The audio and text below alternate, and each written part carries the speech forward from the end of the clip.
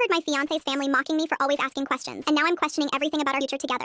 I'm 26. Darius is 28. We've been together 4 years and engaged for 8 months. The ring is a simple gold band with a single stone. I asked him 3 times why he chose that specific one, and every time he smiled and said because simple things last. I've always been someone who asks questions, not because I'm lost, because I'm curious. There's a real difference. My mom raised me that way. She used to say the smartest person in the room is usually the one with the most questions, not the most answers. I took that seriously my whole life. At work, I'm a project coordinator. My team actually depends on me asking the things nobody else wants to ask in a meeting. My best friend always says I'm the only person she knows who can make a mechanic feel genuinely good about explaining something. She means it as a compliment. I take it as one. Darius knew this about me from the very first week we dated. We were at dinner and I asked our waiter how a wood-fired oven actually worked, like the real mechanics behind it. Darius laughed so hard he knocked over his water glass. Then he leaned across the table and said, I love that you actually want to know. We ended up talking about the oven for 20 minutes after the waiter walked away. Over 4 years, it became a whole thing between us. He'd send me random facts he thought I'd want to dig into. I'd screenshot articles and send them back. We had a shared notes folder called Good Questions with over 200 entries. Things like, why do cats slow blink at people? Does the ocean have its own smell underwater? How did people know what time it was before clocks existed? Stuff like that. It was our thing. I genuinely thought his family liked me. His mom hugged me every time I walked in. His dad always asked about my job. His 2 brothers and their wives were warm and easy to be around. We'd done maybe a dozen family events over 4 years, and I never once felt uncomfortable. Last Saturday, they had a cookout at his parents' house. I got stuck at work. A client call ran about 40 minutes over, and I texted Darius to let him know I'd be late. He said no worries, take your time, come when you're ready. I got there at 6:47. Parked in the driveway, grabbed everything I brought, a bag of chips, a dip I made from scratch that morning, a bottle of wine, and came through the side gate. The way the backyard is set up, you walk through the kitchen to get out there from that entrance. The sliding glass door was wide open. I could hear people talking. That's when I heard it. His mom was doing a voice. I recognized it immediately because it was supposed to be mine. Slower than I actually talk. Nasally. Exaggerated. But how does that work? But why though? But what does that actually mean? Laughter. Real laughter. His older brother jumped in next. She asked me how tires actually grit a highway last month. Like the full physics of it. I'm driving and she's in the backseat genuinely waiting for an answer. More laughing. Then his sister-in-law, the one I actually considered a friend, the one who texted me happy birthday this year, said, okay, but she asked me what the white coat means. Like, what does wearing a doctor's coat actually represent to the medical community? Why can't she just Google it? His mom said. Because then she'd have to ask Google follow-up questions, his brother said. Everyone thought that was hilarious. I was standing inside that kitchen holding a bag of chips and a bowl of dip I'd spent an hour on that morning. Then Darius, my Darius, I'd know his voice anywhere. She asked me why the moon looks like it follows the car when you're driving at night. I'm on the highway trying to explain parallax and light angles, and she has her notes app open taking actual notes. The whole backyard lost it. Then his mom's voice shifted, got quieter, more serious. Baby, I love you, I do. But you cannot build a real future with someone like that. That woman is going to embarrass you for the rest of your life. I stood completely still. I waited for Darius to say something. Waited for him to say that's not fair. Waited for him to say you don't really know her. Waited for one sentence, just one. He laughed softly, then said, I know, Ma, I know. I set the bag down on the counter, quietly. Walked back out through the side gate. Got in my car and sat there staring at the steering wheel for about 20 minutes. Then I texted him, just pulled up, parking now. I went back in through the front door, hugged his mom. She squeezed me and said she was so glad I made it. I smiled and said I wouldn't have missed it for anything. Spent the next 3 hours at that cookout. Laughed at the right moments, refilled drinks, helped carry plates inside. The whole drive home, Darius held my hand across the console the way he always does. He had absolutely no idea I'd heard any of it. That was 6 days ago. We're still living together. I've been going through every motion, making coffee, watching TV together at night, sleeping next to him like my whole world isn't sitting sideways inside my chest. But I keep coming back to one thing, that shared notes folder. 243 questions. 4 years of curiosity we built together. I opened it last night and deleted my half. Then I sat there staring at his entries. All those little things he saved. All those questions he thought were worth keeping. And I realized I only have one question left now. How did I spend 4 years building a life with someone who was ashamed of the best part of